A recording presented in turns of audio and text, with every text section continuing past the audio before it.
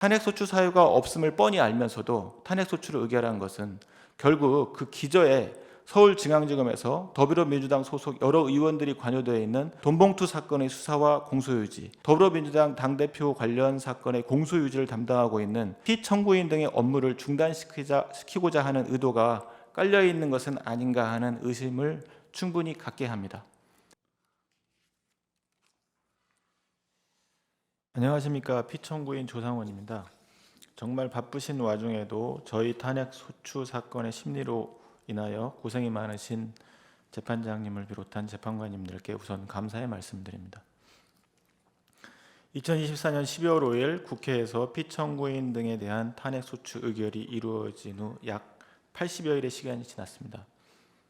저는 2003년 2월 검사 임관 이후로 지금까지 약 22년간 경양각지 일선 검찰청에서 검사, 부장검사 및 차장검사로서 근무하면서 다수의 사건들을 처리해 왔습니다.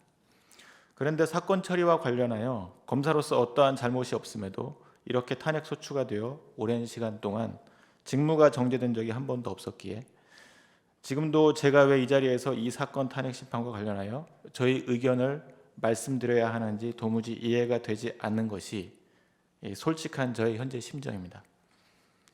저는 2024년 6월 3일 서울중앙지방검찰청에서 직접 수사를 담당하는 제4차장 검사로 부임하였습니다. 그리고 탄핵소추가 의결된 12월 5일까지 약 5개월 동안 주말도 반납하고 여름 휴가도 없이 충실히 업무에 몰두해 왔습니다. 저는 도이치모터스 주가 조작 사건, 이 사건이라고 말씀드리겠습니다.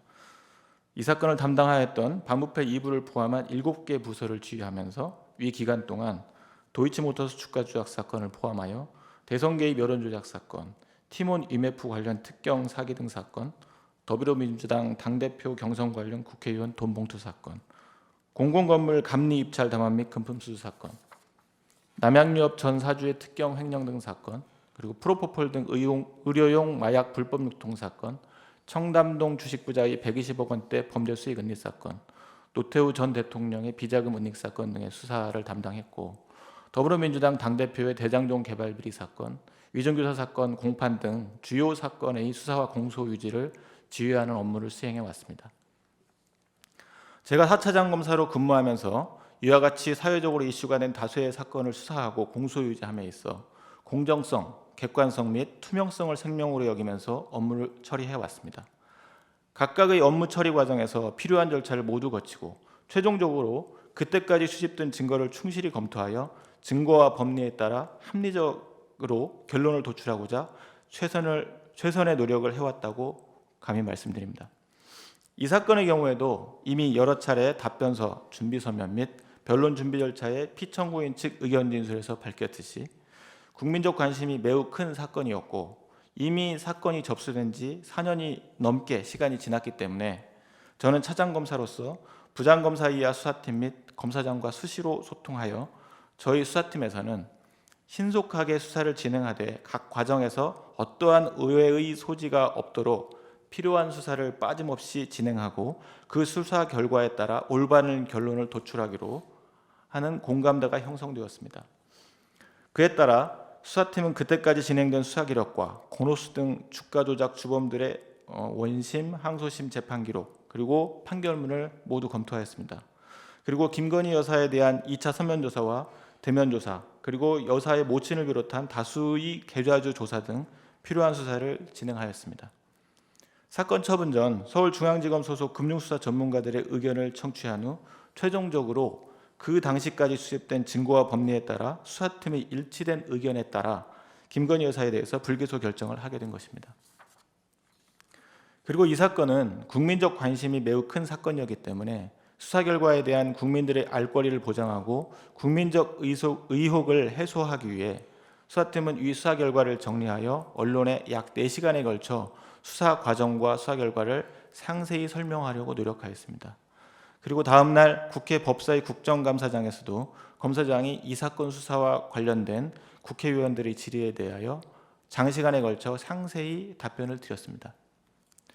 청구인은 피청구인 등이 이 사건 처분에 있어 결론을 정해놓고 대통령 부인에 대해 봐주기 수사를 하였다며 여러 가지 억지스러운 사유를 들어 피청구인 등의 소명 소명을 듣는 절차도 없이 피청구인 등에 대해 정광석화처럼 탄핵 소추를 의결하였습니다.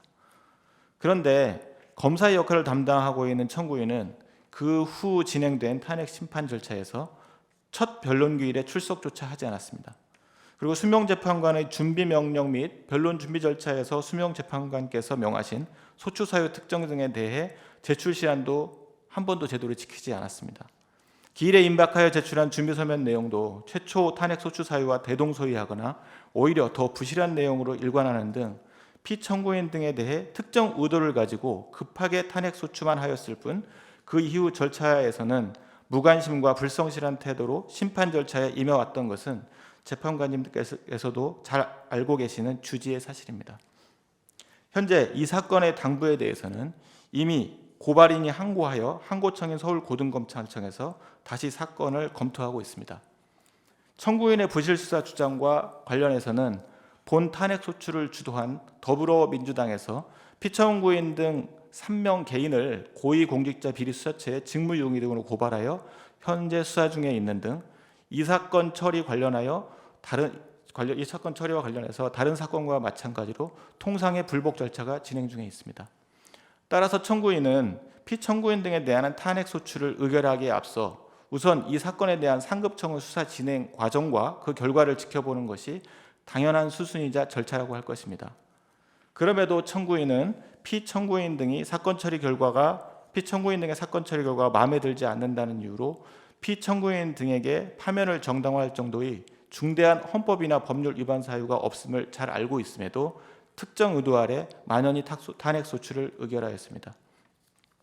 그런데 이러한 상황을 같은 형사사법을 담당하는 법원과 비교해보면 1심에서 무죄 판결이 선고된 사건이 불복 절차로 항소심 재판 진행 중임에도 1심 판사가 유죄의 증거를 배척하고 무죄 판결을 선고하고 언론에 재판 설명자를 형태로 그 판결 취지를 공보하였다는 이유로 판사를 직무유기 및 허위 공문서 작성죄 등으로 수사기관에 고발하고 나아가 국회에서 그 판사에 대해 중대한 헌법이나 법률 위반으로 탄핵 소추를 의견한 것과 마찬가지일 것입니다. 피청구인 등이 지금까지 법률가로서 업무를 처리해온 지식과 경험을 바탕으로 탄핵 소추 의결서 및 청구인 제출한 준비서면 등의 내용을 면밀히 살펴보아도 피청구인에게 청구인의 주장과 같은 헌법이나 법률 위반 사유가 존재하는지 도무지 납득할 수 없습니다. 이처럼 업무 처리 과정에 어떠한 위헌이나 위법 사유가 없고 업무 처리의 결과에 대한 불복 절차가 진행되고 있음에도 공무원의 업무 처리가 마음에 들지 않는다는 이유로 특정 정파의 이해관계에 따라 국회의 권한을 남용하여 탄핵 소추권 행사를 남발한다면 공무원으로서는 소신을 가지고 제대로 업무를 처리할 수 없게 되고 결국 업무와 관련된 각종 이해관계자들의 눈치를 보게 되어 올바른 결정을 하지 못하거나 사실상 복지부동하게 됨으로써 업무 처리가 장기간 지체되는 결과를 초래하게 된다는 것은 아주 자명한 이치입니다. 또한 그렇게 된다면 국가적으로도 막대한 손실일 뿐만 아니라 그 피해는 고스란히 신속한 업무 처리를 바라는 국민들에게 돌아갈 것이며 아울러 우리 헌법에서 규정하고 있는 직업공무원 제도를 형해화시키는 결과가 될 것입니다. 특히 이러한 상황을 중요 현안 사건이 대다수를 차지하는 서울중앙지검은 물론 일선 검찰청에 대입해 보면 검사장은 물론이고 저와 같은 실무자인 차장검사나 부장검사 그리고 실체 업무를 담당하는 평검사의 입장에서는 정치권, 언론 및 시민단체 등 각종 외부의 각종 공격이나 비난에 위축되고 사기도 저하되게 되어 더더욱 소신 있는 업무 처리를 하는 것이 점점 더 요원해질 수밖에 없습니다. 저는 이 사건 수사팀의 한 사람으로서 서울중앙지검에 부임한 이후 전 정부 시절부터 다수의 전임자를 거치면서도 장기간 동안 처리되지 못했던 이 사건에 대해 약 4개월 반 동안 신속하게 필요한 수사를 진행하고 증거와 법리에 따라 결론을 도출하였습니다. 그리고 그 수사 절차와 결과에 대해서는 현재도 한치 꺼리낌도 없다는 것을 다시 한번 이 자리에서 명확히 말씀드립니다. 그럼에도 청구인은 피청구인 등이 김건희 여사에 대해 불기소 처분을 했다는 이유로 탄핵소추를 의결하였습니다.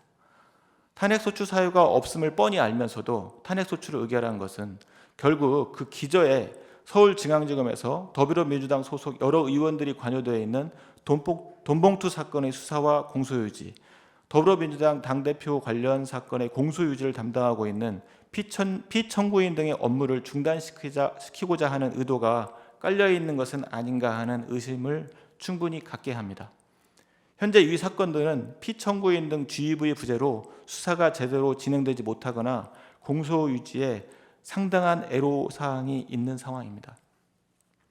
결론적으로 말씀드리자면 답변서 및 준비서면을 통해 여러 차례 말씀드렸듯이 피청구인 등에 대한 탄핵소추는 청구인 등의 직무정지만을 목적으로 하는 것으로서 이는 소추권 행사의 요건을 갖추지 못한 탄핵소추권 남용에 해당됩니다.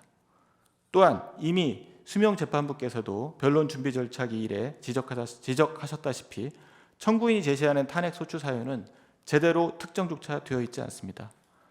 따라서 청구인의 본건 탄핵소추는 그 요건을 갖추지 못하여 부적합하므로 각하해 주시기 바랍니다.